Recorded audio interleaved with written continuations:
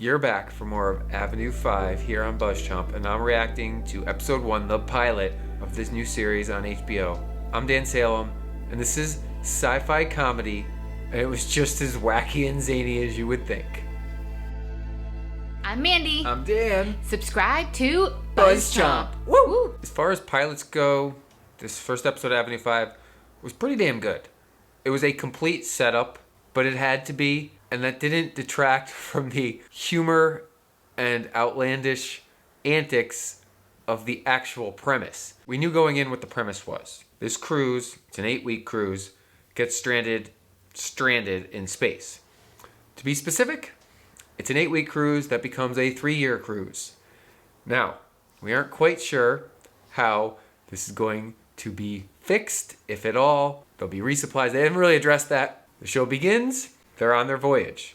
The show ends, and the captain, a la the figurehead, he's not the real captain, he was just hired to look like the captain and sound like a captain because he's British, but he talks with an American accent. Oh, that's classic Hugh Laurie. They just threw that in there. That was the best. He has to address the passengers, all of the people on vacation, about the fact that this 8 weeks is now 3 years and what the F are they going to do about it. That being said, we got the accident in a rather fun way. There was the largest yoga class in space going on.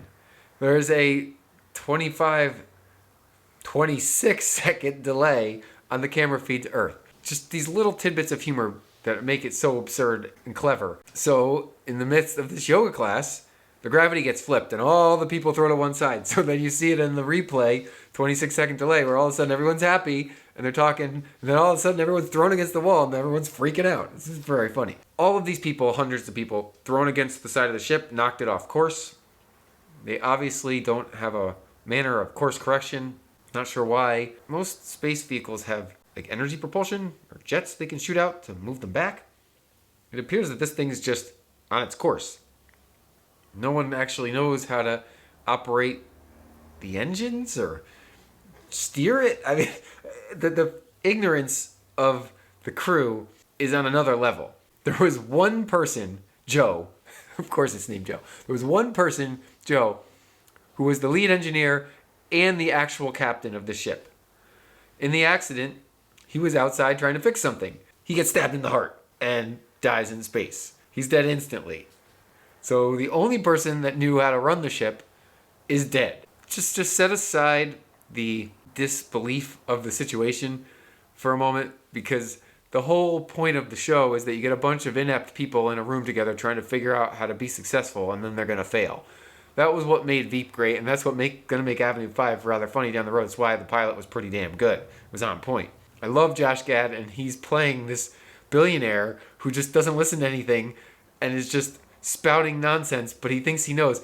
The best part of everything, and I know it was a running gag and it's not going to go away, is that the fake captain, played by Hugh Laurie, who is the captain of the ship, everyone thinks he's the captain, yet he doesn't. He's just a figurehead. He was just hired to like play a role as an actor, basically. They think he saved the Avenue 3 from a fire. Yet he keeps telling everybody that the sprinklers and the paramedics put the fire out. Yet they keep coming back to him being the hero and the savior, and so that he's going to save them. It's rather funny when people don't listen to each other, and then they get mad that one's right the other, and they keep calling him a hero when he's trying to be adamant about the fact that he has no heroic bone in his body. It's safe to assume that the second-in-command engineer, who became the lead engineer and captain by default when Joe died, is going to figure something out, at least intermittently. I don't know about the ship's engines or lack thereof. I don't know about the ability to steer or lack thereof. All we saw was the trajectory of the ship, which was going to be 8 weeks, I think around Saturn, and come back to Earth, shoot way out into the solar system and loop and loop and loop and loop until it finally got back to Earth. This is a really, really poor design. You don't make a giant spaceship full of people without an ability to control the spaceship beyond its initial trajectory. That's just like putting out a boat into the water, and if the wind blows it, uh-oh, right? Like, uh-oh. But this is an absurd situation. It's a rather unique situation, and that's why it's funny and clever. It's almost impossible to predict where the show's going to go because everything's done with such stupidity and ignorance that there are no limits or very few options, however you want to look at it, to what actually may transpire. We have this one passenger who's a stowaway kind of becoming a leader. But to what end? Because she's not an engineer or a ship captain. We have the people on Earth freaking out. Not really helping yet. As this is a 30-minute comedy, it's going to progress slowly and it's funny. Disrespect placed upon the passengers is awesome. The respect placed upon the figurehead crew is awesome. The bridge is like the bridge of Star Trek.